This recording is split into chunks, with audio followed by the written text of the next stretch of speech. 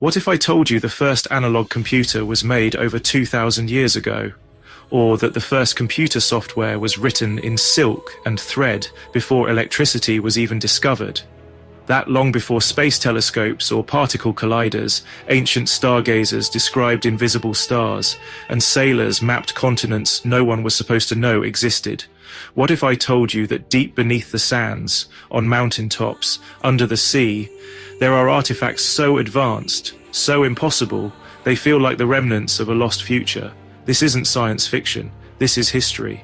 And today, we're diving into 10 real things from the ancient world that sound like they came straight from the pages of a sci-fi novel.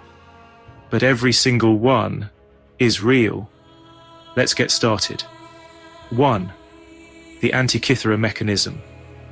The clockwork of the cosmos. It was found beneath the waves, rusted and shattered, pulled from a Roman shipwreck off the coast of a tiny Greek island. At first glance, it looked like nothing more than a lump of corroded bronze, but inside were gears, wheels, teeth, precision. Over 2,000 years ago, around 100 BCE, someone built a machine with over 30 bronze gears, capable of predicting solar eclipses, tracking the moon's phase, and modeling the motions of the known planets.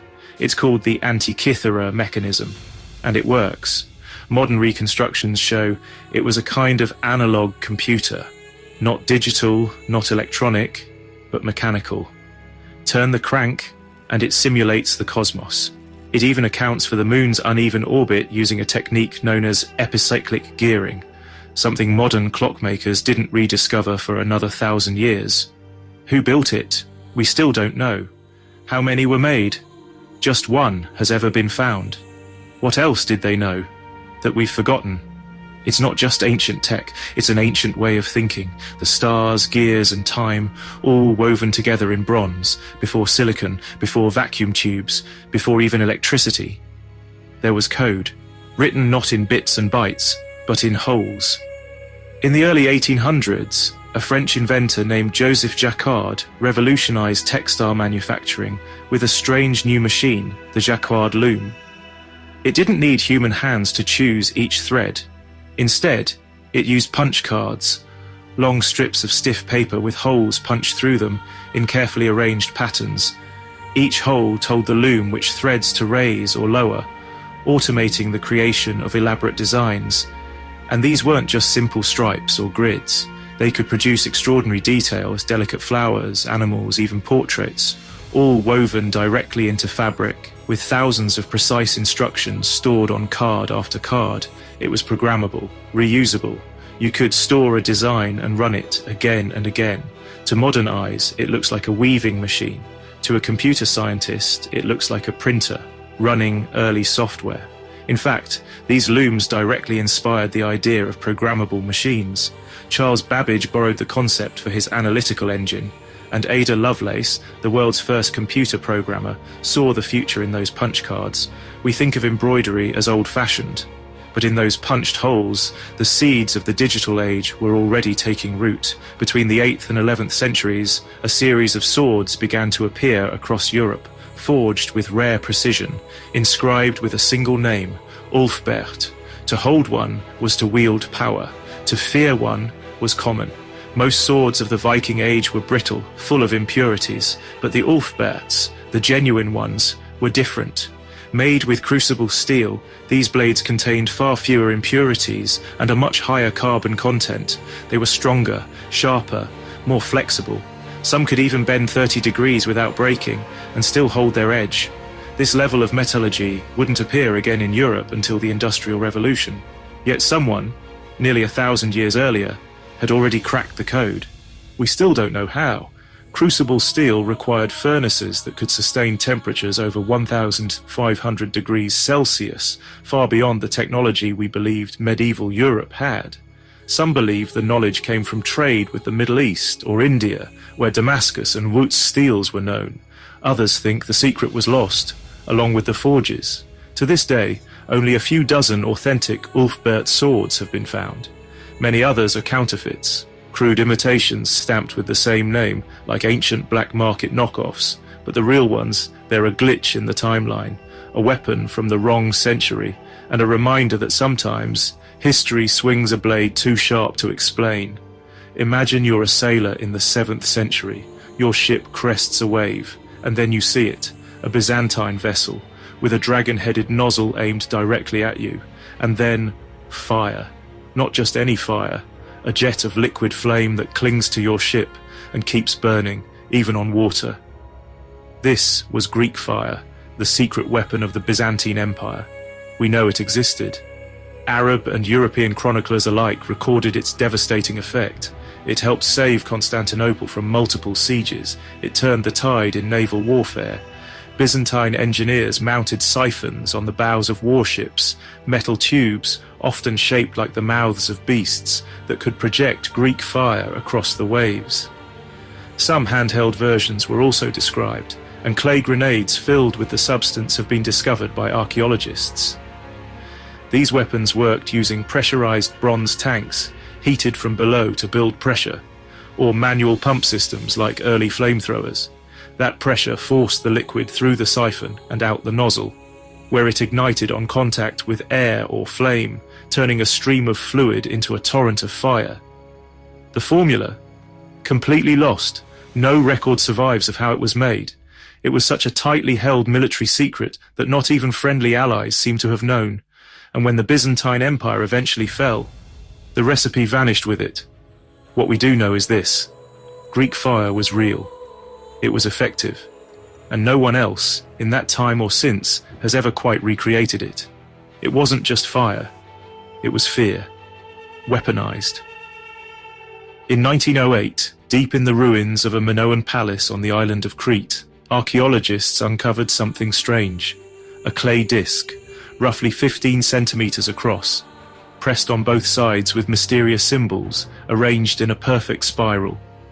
It's called the Phaistos disc, and over a century later, we still don't know what it says. The symbols aren't carved. They're stamped, using tiny pre-made seals. That means someone had a full set of symbols prepared, and stamped the message in, one character at a time, like a printing press made of clay.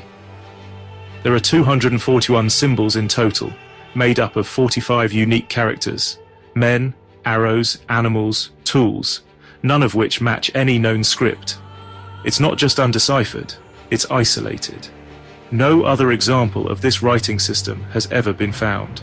Some think it could be a prayer, others a calendar. But without context, it's like finding a CD with no drive to read it, a closed message from a forgotten culture. The spiral arrangement gives it a surreal feel, like a computer disk or an alien transmission.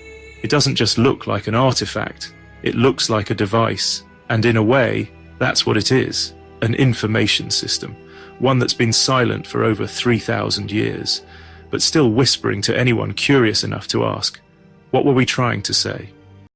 The Iron Pillar of Delhi, the alloy that shouldn't exist in the heart of Delhi, near the ruins of a ruined temple, stands a silent marvel, a single iron column, over 7 meters tall, weighing more than 6 tons.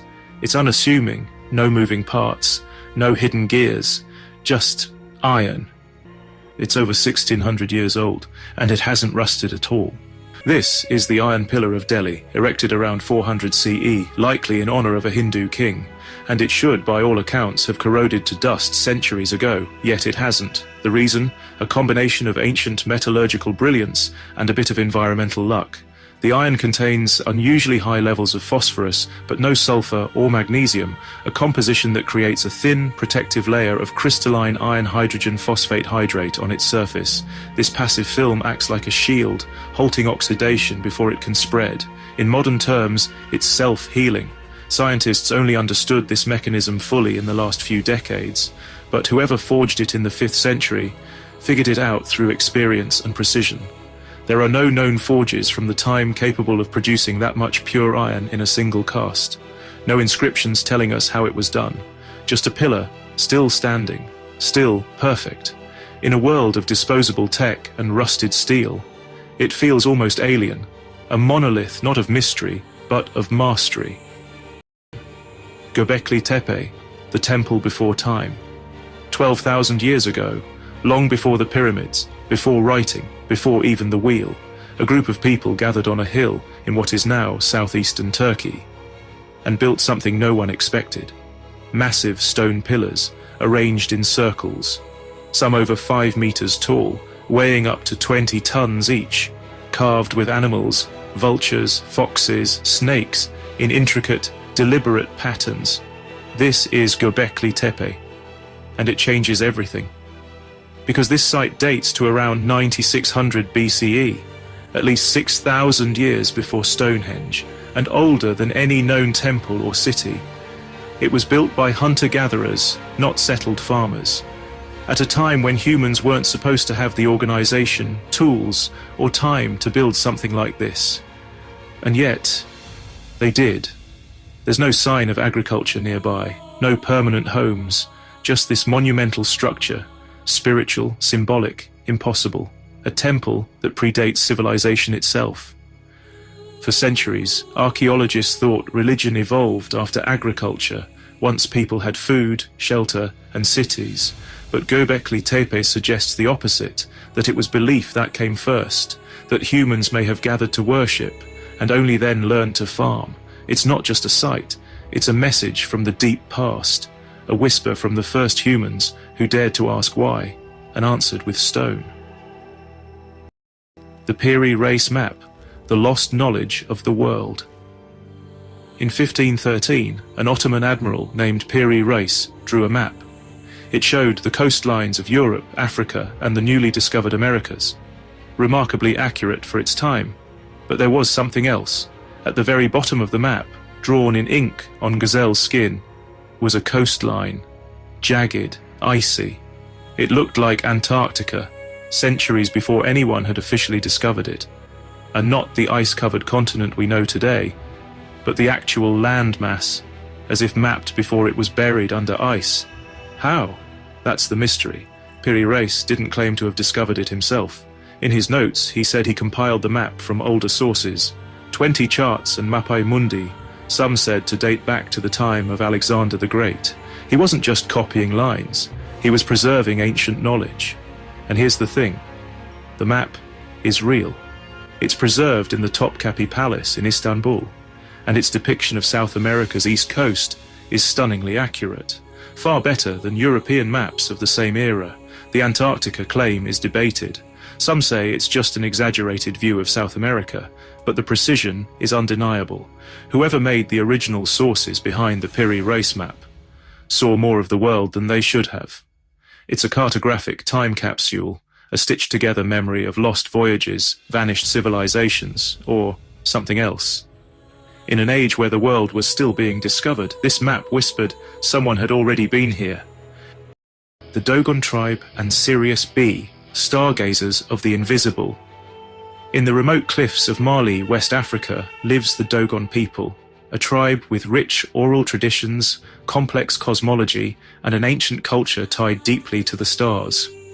But what caught the world's attention wasn't their art or music. It was their knowledge of something invisible.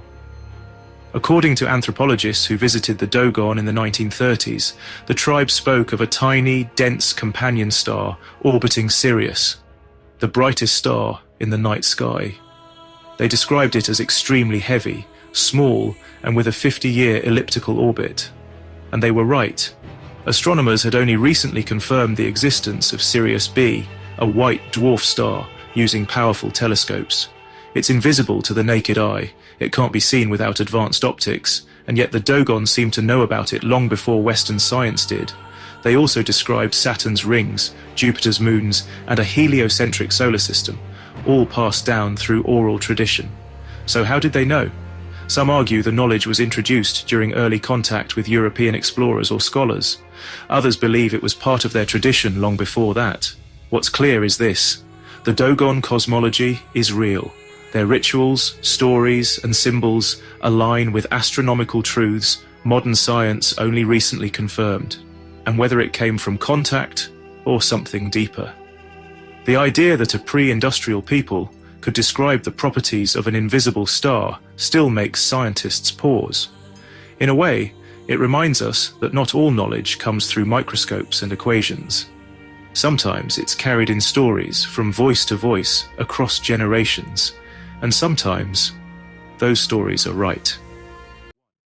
The Yonaguni Monument, the sunken geometry of the deep.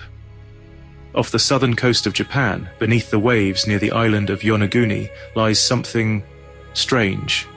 Massive stone blocks, perfectly flat surfaces, sharp right angles, what looks like wide staircases, corridors, and platforms, all carved from a single piece of bedrock.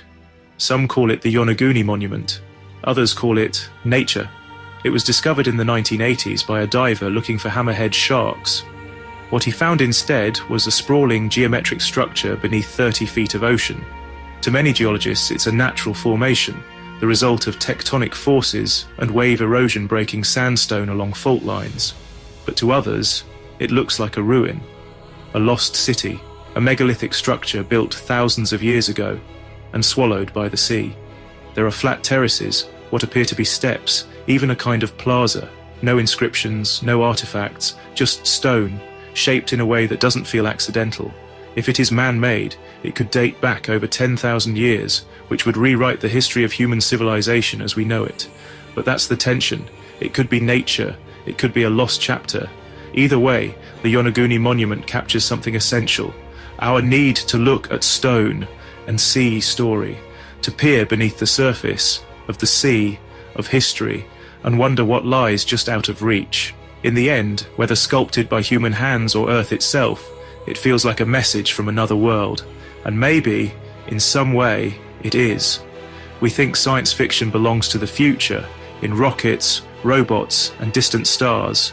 But sometimes, it whispers from the past, in rustless iron, in fire that floats on water, in carvings and codes no one can read. These aren't just artifacts, they're echoes.